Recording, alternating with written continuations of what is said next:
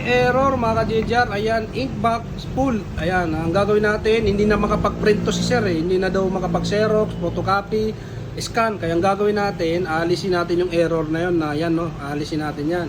Yan, ito gagawin nyo. Sundan nyo lang po ha. Mabilisan po ito kasi yung settings ito kailangan mabilis ka pumindot. Ayan, ito. Lalagyan nyo yan ng 8. Yan, 80. Yan, pag nandito na kayo, ayan, pipindot kayo doon. Kung nabibilisan naman kayo, ulit-ulitin nyo lang yung video para hindi po kayo maano. Hanapin yung ports count. Ayan, yan po. Tapos yan, pag nandyan na kayo, enter, okay, yan. Ayan, no, 76 pala, 7,611. Yan, i-zero nyo yan para makapag-print kayo ulit. Yan, 2 7 8, yan, 278, tapos yan 3, yan, 0 na. Yun, ganun lang po mag-reset. Tapos yun, back na mag-ano kayo, exit na kayo.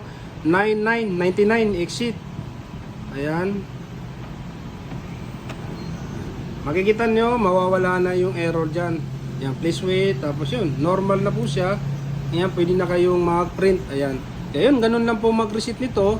Kaya kung nakatulong yung video, huwag niyo pong kalimutan i-like, i-share yung video natin. Maraming salamat po.